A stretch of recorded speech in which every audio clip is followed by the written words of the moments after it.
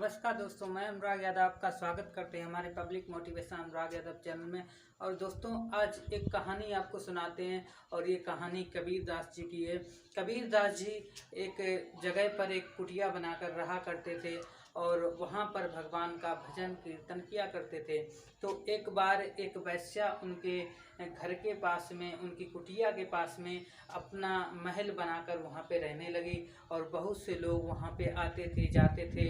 बहुत से लोग गंदे गंदे तरीके से बातें करते थे और ढोल मजीरों की जो आवाज़ थी वो कबीरदास जी के कानों में जाकर के उनके कीर्तन को भंग कर दिया करती थी, उनके भजनों को एक दुष्प्रभाव पहुंचाया करती थी, जिसके कारण वो बहुत ही ज़्यादा परेशान हो गए थे।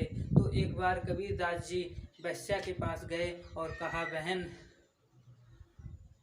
ये जो आपकी झनकार होती है ना, ये जब ढोल बजते हैं तो हमारे कन्हैया को परेशानी होती है, हमको परेशानी होती है उनसे जुड़ने में, उनके भजन कीर्तन करने में।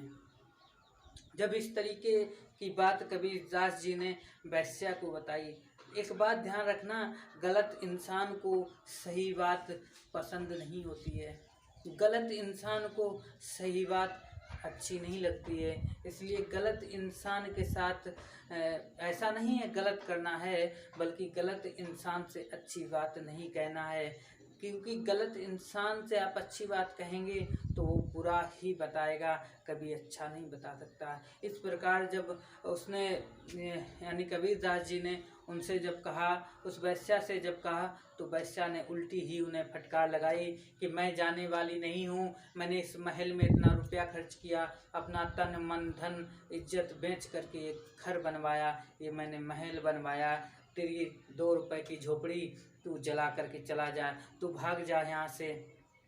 ऐसे बेन सुन कर के दिल विदीर्ण हो गया कबीरदास जी का और वापस अपनी झोपड़ी में आकर के भजन कीर्तन करने लगे। और इतनी ज़ोर से भजन कीर्तन करने लगे, बहुत ही ज़ोर ज़ोर से अपने कन्हैया को बुलाने लगे कि हे प्रभु, तू ही मेरी मदद कर सकता है। और जैसे जैसे उस वैश्या के महल में एक आवाज़ होती थी, एक घुंघरुओं की आवाज़ होती थी और गंदी गंदी गालियों की आवाज़ आती थी, और लेकिन जितनी ज़ोर आवाज़ उसके महल से आती थी उतनी ही ज़ोर कबीरदास जी भी अपने कीर्तन भजन कीर्तन इतनी ज़ोर से गाया करते थे कि उसकी जो आवाज़ का कोई प्रभाव नहीं पड़ता था। तो एक दिन क्या हुआ, धीरे धीरे उसके जो यार दोस्त आते थे वो धीरे धीरे कटने लगे, यानी कबीरदास जी की ओर जाने लगे, उनकी ओर जाने लगे, उनका भजन कीर्तन सुनने लगे, उनका सत्संग करने लगे और धीरे धीरे वैश्या की ओर जाना कम हो गए। तो वैश्या को जलन हो गई, वैश्या को खराब लगने लगा और वैश्या ने अपने यारों से कहा कि इस कबीर की झोपड़ी जला दो, जिसके कारण हमारा धंधा चौपट होते जा रहा है, हमारा धंधा ख़त्म होते जा रहा है। उसने अपने यारों से एक दिन कबीरदास जी की झोपड़ी को जलवा दिया। कबीरदास जी ने अपने कन्हैया को याद किया, अपने भगवान को याद किया कि प्रभु, तू भी चाहता है कि मैं यहाँ से चला जाऊँ, मैं यहाँ से भाग जाऊँ।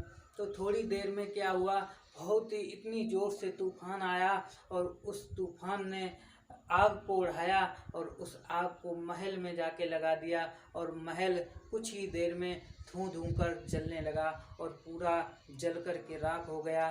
तो उसके बाद में वैश्या आई और वैश्या बोली कि कबीर, तूने मेरा महल जला दिया, जो कि मैंने इतनी मेहनत से बनवाया था, अपनी इज्जत को गवाया था, अब इतने पैसे से बनवाया था, अपना पूरा तन मन धन सब कुछ इस पे लगा दिया था, और तूने 2 मिनट में मेरा घर जला दिया, मेरा महल जला दिया, मुझको खुद जला दिया। हे कबीर, तुझ में ऐसी क्या ताकत थी?